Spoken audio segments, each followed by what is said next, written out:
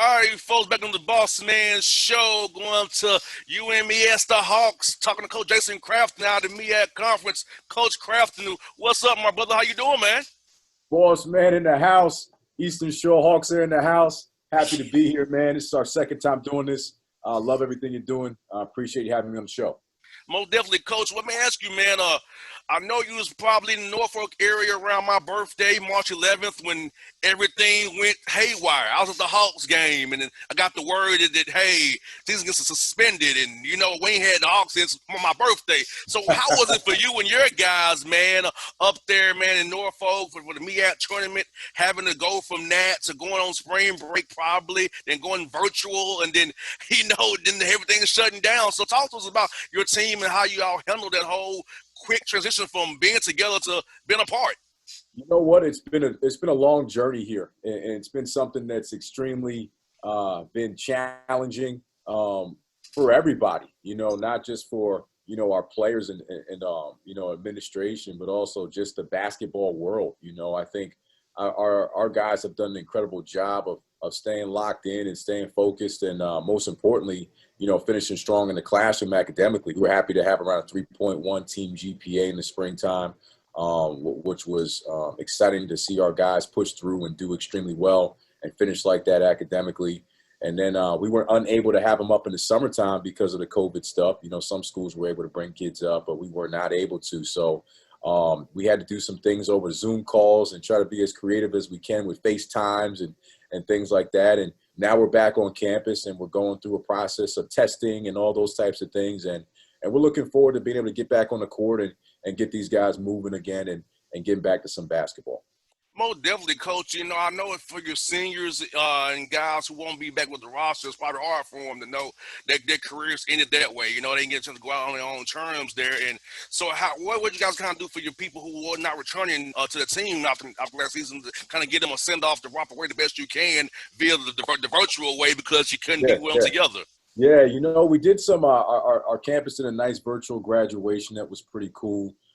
We still had our awards and things like that that we kind of did virtually. So we did some things on social media to still kind of announce our MVP and AJ Cheeseman, our coaches award, and Gabriel Genfi, one of our toughest players last year. And then we had our rookie of the year to Deshaun Phillip, who also made all rookie for the MEAC as well. So we try to be as creative as we could to still keep the guys engaged. But it's time. It's time to get back and start playing some basketball. And I think to try to do it in the safest way possible. As we jumped on, I was showing you, we got all different types of masks and whatever we can do. We got our paper masks, we got our hard masks, we even got our masks to say tenacity on them. Man, you got to send me one, Coach. You got to send me one of them masks, man. I want one of them. Whatever I like that. We got to do to get this thing going again. We're excited to do so. It hasn't been easy though. But the interesting thing about it, Bossman, is every coach you're talking to is going through some type of hardship or dynamic with this transition. So we embrace the challenge, and we look forward to getting back to basketball. Now, Coach, for your young men, I know when they was at home, they might not have a hoop. They might not be able to get out to a gym and work out the shutdown. So you and your strength coach and staff would probably send those guys the virtual workout. So how did that go to keep your young men in semi-shape? They might not be in full basketball shape when they get them back on campus now, not having to start from scratch, knowing that November 25th or December the 4th is not too far away. Yeah, well, I think it's going to be interesting to see. We've had our kids here now for about 4 or 5 weeks, and we've just been going through the process of they're going to undergo their second testing this weekend. I'm happy to say that our campus only had 23 positive tests overall out of 3,000 in the first go-around. So when we kind of get through that second wave of testing and our guys get a negative test, that will actually be their third test. So hopefully they got tested before they came back. They got tested in the first week, and now we're getting tested now. So when we start workouts, we'll have had every guy tested 3 times. With that being said, regardless of anything that they did prior, it's going to be an acclimation period of everybody readjusting. So we're going to be very cautious and very careful, and in particular in terms of how we just return them to activity. And it won't be something that we just rush into. It'll be something that we do in a very thought-out process. because you get a kid jumping back into something right after all months in activity. That's a knee, ankle, quad, hamstring waiting to happen. That's gonna nag forever. 'Cause I know me being in my 30s, I go back out my corner, my backyard. If I ain't stretched out good enough, I know it can be some little nagging situation down there. So man, I feel you, man. Getting kids Yeah. that slow burn back into it. Yeah, I think it's going to be an interesting dynamic. I have a player development background in terms of, being with the 76ers last year and doing some player development and working in the G League. So I was a part of a lot of return to play scenarios for some guys, coming from injuries. So, and that's kind of been my, thing in terms of player development, in terms of just bringing guys back. So now we don't have guys returning from injury. We have guys returning from a pandemic, and not being able to train effectively. So, we have to be strategic in how we do things. We, as coaches, we have to have a feel for not being too aggressive to start, and allowing guys to be able to get their bodies back to a place where we can re-engage in contact and being aggressive with them coaching-wise. There's certain things that you're used to doing that you're just not going to be able to do in these initial 4 to 5 weeks. And we understand that. And coach, as far as with COVID, how have you stressed to your young men that you have to say no things you want to say yes to? Because I know they want to be around their friends, go hang out, go to the mall, go on a date or whatever. Being at 18, 24 years old, I know how it is. But, how you told me to say no to things you want to say yes to. I know for me, being in my 30s, I'm going to say no to stuff I want to say yes to because I don't want to bring something back to my family who may older than me, who may get some. So, how are you trying to stress to the young men that no is okay right now and yes will come down the road? Yeah, I applaud our guys. They've handled this very well so far. I think we try to keep them informed. There's so many universities that are suspending their students for breaking the COVID rules. This is something that every campus is going through. So it's not just my campus. So when I'm talking to my kids, sometimes as athletes, if you put restrictions on them, they look around and they see the regular student doing things and they get, tempted to do things. Right now, you've got an entire nation that's got strict standards in place during this COVID time right now. So when you see kids breaking those rules and you see students getting suspended or having their scholarships, in jeopardy because of breaking those rules, I think it's allowed our kids to see how serious it is when they've seen other student athletes or regular students contract the virus and have to get quarantined. So I think our guys have been locked in. We've also coordinated having some early morning breakfast times to make sure we get them up. We see them in the morning. We make sure they're doing well because a lot of classes have been virtual now, so they're not as much, walking around campus during the day. So we try to get them up in the morning, make sure they get breakfast. And then at nighttime, we swing by and we do some curfew on select days, almost like if it's the night before a game, and just make sure they're in their dorms and not kind of out in the street. And our guys have bought into that. And I think that's one of the reasons why we've been able to, produce a bunch of negative tests, and hopefully we'll knock these tests out this weekend and be able to get back to play. Now, Coach, how recruiting go for you trying to recruit via Zoom? Were you able to expand your reach, not having to go out on the roads, and you can talk to a guy via Zoom, get virtual tour of your campus, maybe get in on some guys you wouldn't normally get in on because you don't have the budget to go out there and see them or however that may go. So how did the virtual recruiting go? I know you want to have that relationship with a guy face-to-face, but the Zoom may be an extra additive to the recruiting process going forward here. I think the Zoom recruiting was interesting. I think everybody had to find a comfort zone in it. For me, being a guy that's very relationship driven, used to going to the gym, seeing the kid practice, seeing the kid play, spending time with the coach that coaches him, and now having to do it all via FaceTime and Zooms, it put us in a scenario where we had to be very intentional with, creating different, technological advantages and ways to kind of, expose guys to being able to get a feel for our campus, get a feel for our coaching staff, and get a feel for what we're trying to do here in building this program. With that being said, I think we created some great relationships with some solid prospects that we were able to achieve to come and get commitments to come to Maryland Eastern Shore. And we're excited about the 7 new guys we brought in. Most of them had opportunities to go other places. And I think they, we were able to find a way to get them to come to Maryland Eastern Shore. And they're happy to be here, and we're happy to have them. Most definitely. And, also, Coach, I want to talk to you about the non-conference scheduling because, Coach, being here in Atlanta, I know I got a lot of I got 2 Power 5s right here in my back door.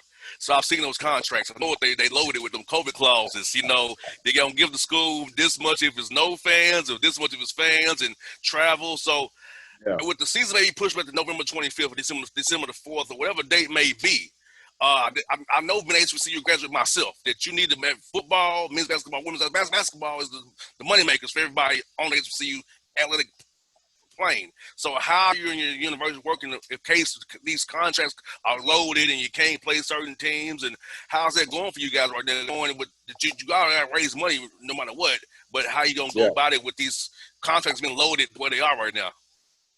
Yeah, I think it's an interesting time for everybody in that regard. And, for some schools that have football, to miss out on football money and basketball money can put a major dent, in your finances. But we're very fortunate that, we don't have football here. And I say fortunate because we're not losing out on any football money in this coming season.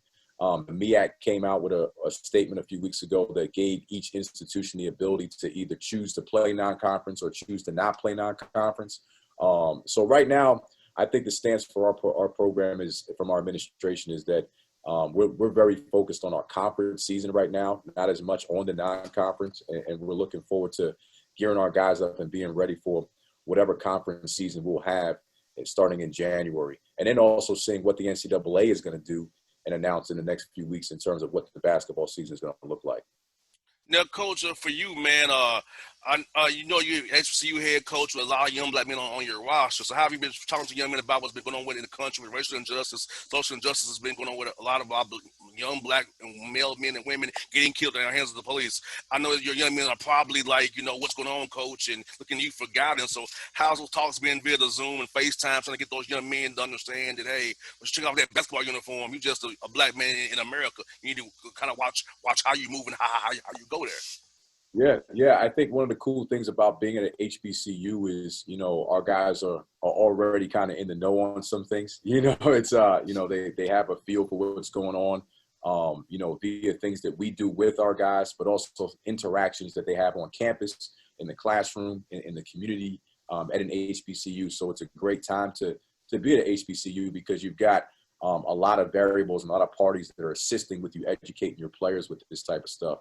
Our SAC, our Student Athlete Advisory Committee, is doing something where we're going to get all of our student athletes registered to vote in the coming weeks.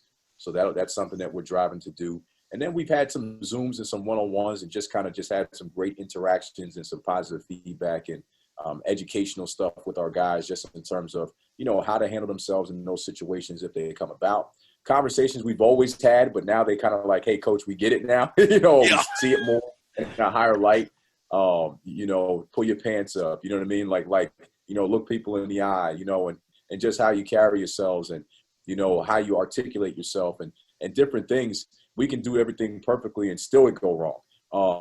So just trying to educate them and just trying to give them the best chances to be prepared to go out there in the world and to face some of these tough things and knowing that we can do everything the right way and it still might not go our way. And that's the unfortunate reality that we live in. But I think our guys are motivated and they're getting out there and they're having a voice. And we're excited to see that. Now, Coach, for you, last year was year one for you and going to year two now. So talk to me about how'd you get into kind of working to that job year one now? You're getting comfortable with the job and a college coach now and going to year two. So talk to us about your journey from getting hired to where you are right now. It's been a grind, of course, as you guys know. We talked last year just in terms of trying to build this program and what we inherited, which was something that was not at a great place. So I feel like we've made a lot of strides. We were for a large part of the first semester we were top 15 in the country in steals per game. We finished in the top 4 in defense in the conference. We broke the record for block shots at Maryland Eastern Shore. So in a season, we put a kid on an all-rookie team, and we had a lot of guys that dynamically developed from their previous year to this year, to that past year in terms of just individual improvement. So we felt like we created a great foundation, and then COVID hit, and that threw a wrench in some things and kind of created a tough dynamic for us to kind of like piggyback off of what we built and then make some strides in the spring and in the summertime.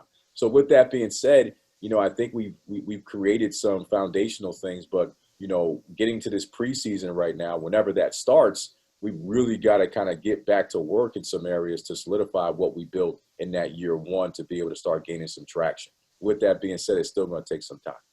Now, Coach, I'm looking at the MEAC conference, man. You guys are top to bottom tough. Now, I hate that you're going to lose 3 members here in next year, but, man, I think the conference is in great hands with great coaches, and, it's no easy outs in the MEAC each night. So how was it going through that first MEAC grind of last year, man? Because I know from top to bottom, the coach in the league, man, it's never easy night in that conference for sure.